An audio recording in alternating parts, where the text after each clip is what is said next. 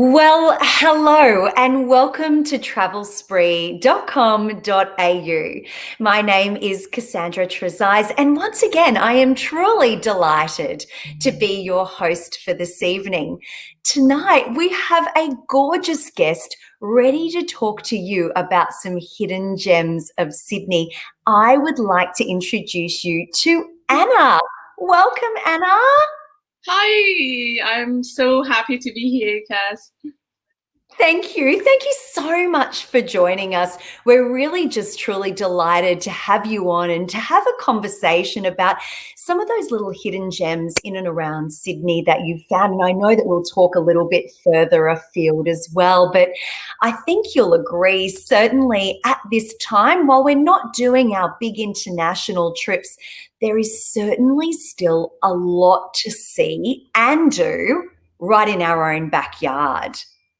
Yeah, absolutely. I agree with you. And, with people like myself, who are always traveling around. And now that we can't because there's travel ban and we just have to, live with what we have right now. And there is like amazing places just around us, right? We just have to get out there and find them. And this is how, and this is how I got around to, finding these secret little places, right? Like hiking. When I was hiking, maybe finding a beautiful sunset spot, or maybe finding the new hiking trails. It's really. I think we just need to get out there and find out like what's out there, what's here. Because once you do that, once we do that, we find out that, oh my God, I didn't even know Sydney was so beautiful. That's it, because sometimes we get into that mindset where you think about just the tourist attractions, if you will, in certain, capital cities around Australia, and we forget to think that little bit more laterally and to explore that little bit further. But I absolutely love your blog. And so for anybody who would like to get on now, and I'll remind you all again at the end of our Facebook Live here this evening, but if you would like to pop on and follow Anna and read her blog, you can find her at Anna Sherchand, and that is actually, and correct me if I'm wrong, SHERCHAND.com, or follow you on Instagram. And those pictures are so inspirational. So please pop on and follow Anna. But your story is really interesting. I love that you've been in Australia now for 5 years, haven't you? And you weren't expecting to necessarily come and stay for that long. Yeah, that is right. That's absolutely right. You have stalked me a little bit. I'm impressed. That's my job. Yeah, actually, I came to Sydney, back in 2006, actually, to study. I was born in Nepal. I finished my studies over there, like high school. And then I came to Sydney to pursue my higher education in terms of universities and so on. And the initial plan was to basically complete the education and then perhaps go back to Nepal. But I absolutely love Australia, and I got a job here. So I ended up, working in one of the really, really great IT company. That was like the dream job, the dream lifestyle that I was living with 9 to 5 and, going out on the weekends. But then, slowly, in the beginning, I was really impressed with myself, and I was so proud of what I have achieved, coming out of Nepal and, doing all this hard yard of studying and finding a job and, with no connections at all. And you have to make connections, right? You have to know people. But without even doing that, with just your studies and the persistence of finding a job of, really good IT job with 6-figure salary, that was my dream, when I first came in 2006.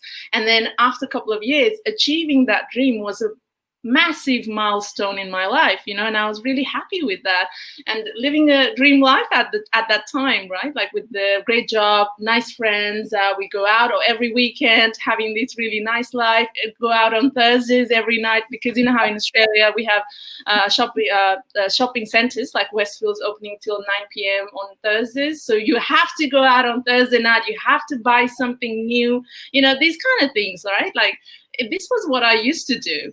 And it's so amazing to think that, you know, I was that person and I'm a completely different person now, because That's awesome. yeah. And then yeah, because that was great, but you know, as everything goes up, it goes down. So after a while I realized that, you know, this is not how I see myself in the long term, you know, because I just felt like there is more to life. There has to be more to life than just paying bills and, you know, doing the same thing day by day, you know, repeating yourself like you're a machine. You know, you get up, you get shower, have breakfast, go to work, come back and do the same thing. You know, it's not just like a month. You're doing the same thing years after years after years. And I just felt like, no, this is not how I want to live my life, right? So I decided that, okay, I'm going to go to Europe because I was waiting for my citizenship at the time. So I couldn't go earlier. I applied citizenship with my work and my studies. So I was waiting for my passport. And by the time my passport came, I had to wait like 5 years. You know, it's a long story. Yeah, but yeah, after the citizenship came up and I got my passport, and then I was like, okay, this is the time. If I don't go now, I will never go. So then, yeah, I started prepping for Europe trip. I've never been before, so I was really excited for that trip. And initially, I was thinking, you know, I'm just going to go for 3 months. I was still in this mindset of, you know, I'm just going to go for 3 months, travel Europe, and then come back, and then find another job, get a, you know, buy a house. And I was still in that mindset, right? But you know, that Europe travel for 3 months absolutely changed my mind, because that you know, that time in my life was so amazing. Like I went for 3 months and it basically continued till now. You know, it's like 3 months, 6 months, 9 months, 1 year, 2 year, 3 year, and now it's like I'm on a 5th year, and it's amazing. Yeah.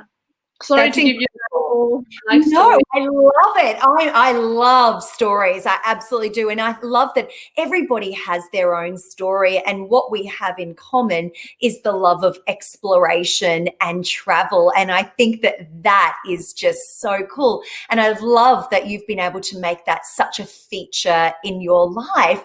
And in fact, throughout these travels, you've not waited for anybody. You've just gone, I'm going to do it solo and I'm going to get out there. And I love that as well. Well done, you. Thank you. Very cool.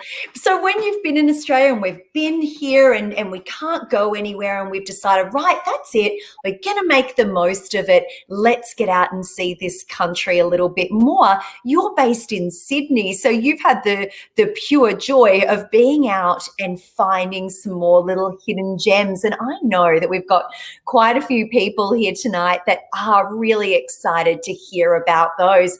So let's kick off. You love walking as much as I do. I think you see so much more of an area by foot. So let's talk about your top 3. Let's go with top 3 hidden gems and walks around Sydney. Okay, great. I mean, it's hard for me to pick just 3 because I love Sydney. There's so many beautiful trails and, you know, hiking paths and national parks we have.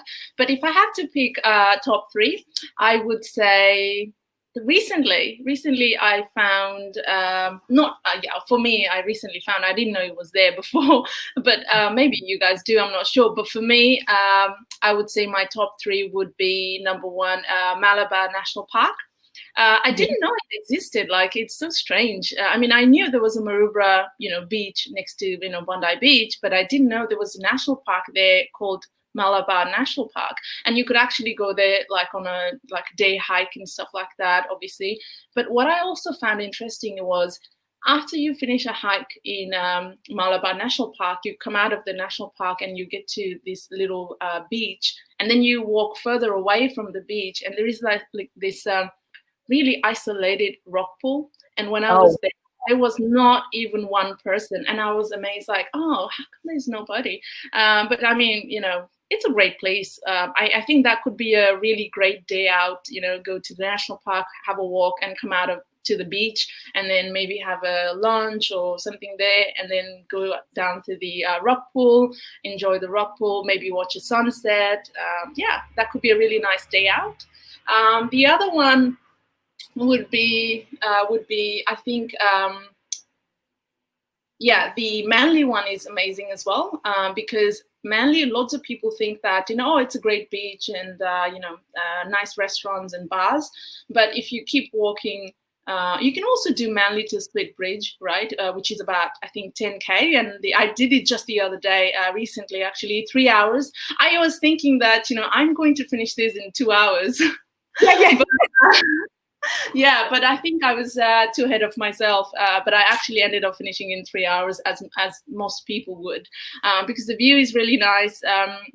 Oh my God, like there is it's spring now, right? And you can see these flowers blooming on the trail, and it was so beautiful. So definitely get your camera or your phone, of course, to get some pictures.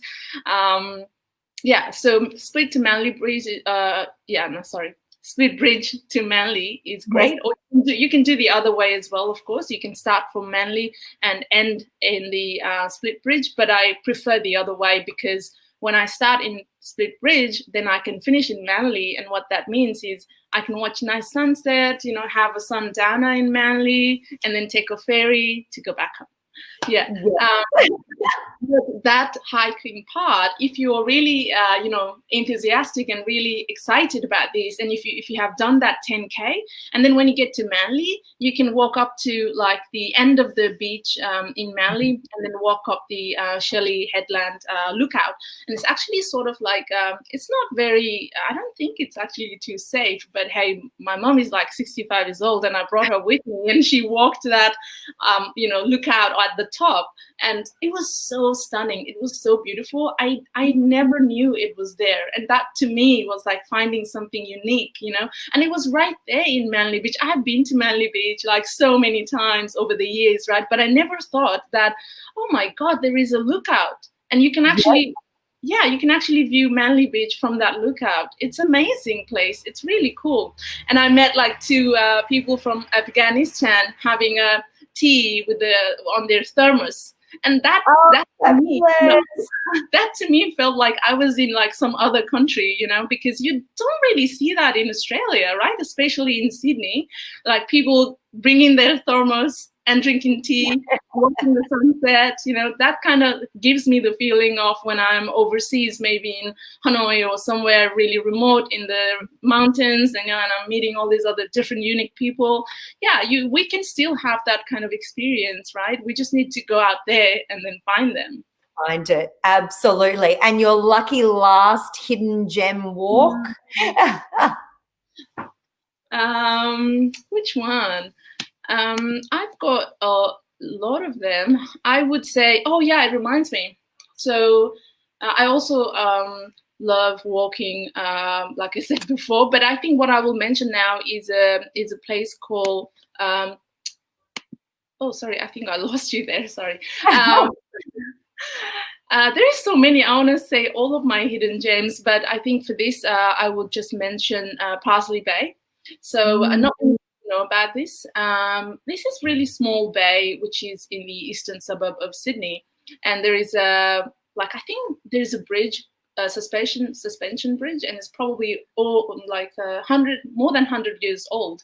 And there's a really nice little bay. Lots of people, not too many, but I think I saw maybe 3 people there fishing. And on the bay, there was like maybe 2 people just sunbathing. So these are kind of places that, you could go out there and check it out for yourself. And Parsley Bay is quite small. So if you like to have a bit of more adventure, you can continue your walk down the east coast of Sydney to Cootie Beach, and then you can go on to Watson Bay, and then you can continue to Hornsby, right? So there is like all these coast for you to go out and discover and, enjoy. I love that. And I know Caitlin commented before. Thank you, Caitlin. She was very excited to hear about your favorite hiking trails. So I'm sure that's whet her appetite. But of course, to read more about some more hiking trails that you've written about, pop onto Anna's blog and you'll be able to read through all of those. So let's leave the city behind, because I saw recently that you headed out to Orange for a weekend adventure. Mm-hmm. What were you expecting? And what did you do when you were there? Yeah, you have absolutely stopped me. Yeah, look, Orange, I never thought that I will I didn't even know there was a place called Orange. First of all, and when I found out, oh my God, I told myself that I have to go and check it out. So before I went, I was expecting, this name of the place is Orange. So I was expecting maybe, typical, maybe I thought there would be some oranges. Yeah, That's and a reasonable assumption. However, there is no orange there, but it's a really, really great place to go for visiting winery. There is also really great places to go hiking. There is waterfalls called the Falls. What else I do? I actually wrote a blog post about that, fun things to do in Orange. You know what? Before I went, I actually went online and I looked for what is there to do in Orange, like in regional New South Wales, and I could not find any information. All the information there were for Orange in US. So yeah, there was. right. Yeah, Orange County in I think California, if I'm not mistaken, or maybe I'm sorry if I'm mistaken, but information, right? So I had to I have to go and I have to figure out what's there, and I'm gonna write about it so other people would know. Like there is a place called Orange next to Sydney that we could go. And yeah, when I went there, I was absolutely mind blown that it was so beautiful, even though it was a little bit cold. But I felt like it was so quiet and really beautiful. Especially, I really recommend sunset from Mount Canobolas. Is that right? Is that how I say it? I'm not sure if I said that right. Yeah. Yeah, so sunset from that place was beautiful. I really recommend that. And what else did I do? Oh, there was a creek there, Gosling Creek, and that was really quiet. And I like nice and quiet places these days. Maybe it's the fact that I'm old, but I used to love like noisy places before, like clubs and things like that. But now I prefer to go to national park and Gosling and then falls, the waterfalls and creek. And there's also one thing that is really getting people engaged in the community as well, which is the fruit picking. I mean, usually, backpackers would do those sort of jobs to get some cash, but nowadays, Aussies or even my friends, they love to go and, do those sort of things because gives you a different perspective of local community. That's it. I love that you've just said that actually, because you're entirely right. And certainly our rural and farming community are really calling out for help for the picking season. Certainly right now I'm in Queensland and that's definitely the case in the strawberry fields and such. And what a really unique thing to be able to do as well on your adventure, out for the day or a couple of days even, whatever it is that you're planning to do. I think that's a really great hint. And I know that when we were talking last week, we had a little conversation about going south of Sydney because, again, we probably get a lot of people that think, go into Sydney, go to the harbour, do all of the highlights, and that's awesome. And you should definitely do that, but also take the time to adventure further south to, Kiama and those absolutely stunning small coastal towns. Yeah, absolutely. I agree with you. Like, I think we're so blessed to be living in Australia, and especially in Sydney, like east, west, north, south, everything is so beautiful.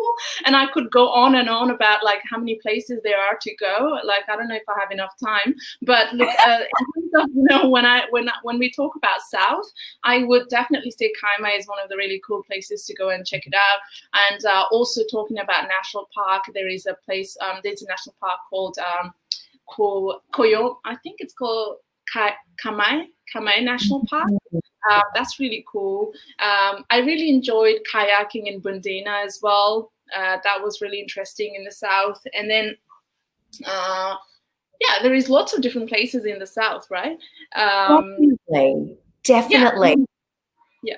I think it's absolutely beautiful, and going down to the south coastal towns is spectacular, and coming back inland slightly, up through Kangaroo Valley and Berry and back into Sydney, there is so much to see and do, and you're absolutely right. We could go on for hours, but we won't. I think we are getting towards wrapping up here tonight, but I absolutely appreciate your enthusiasm for in and around Sydney and New South Wales. And again, while we can't necessarily travel internationally, let's get out there and really explore our own country, whether for our viewers that is in their own state or whether they can go interstate right now or they're planning for the future. We have so much on our doorstep, so much versatility, and it's just so exciting. Anna, thank you again so much. And for anybody who would like to read Anna's blogs, please do go ahead and do so. Again, that web address is all the W's, Anna, A-N-N-A, Sherchand, Sherchand. I remember the D is silent, but you've got to put it in if you're doing it on the website, .com. Or certainly follow Anna on Instagram. You will be inspired by the stunning photos. Thank you so much. Pleasure to be with you, Kaz. Absolutely, Anna. You guys somewhere around the world. That will be the next thing. Thank you again. Speak to you soon. Bye, Anna. Bye-bye.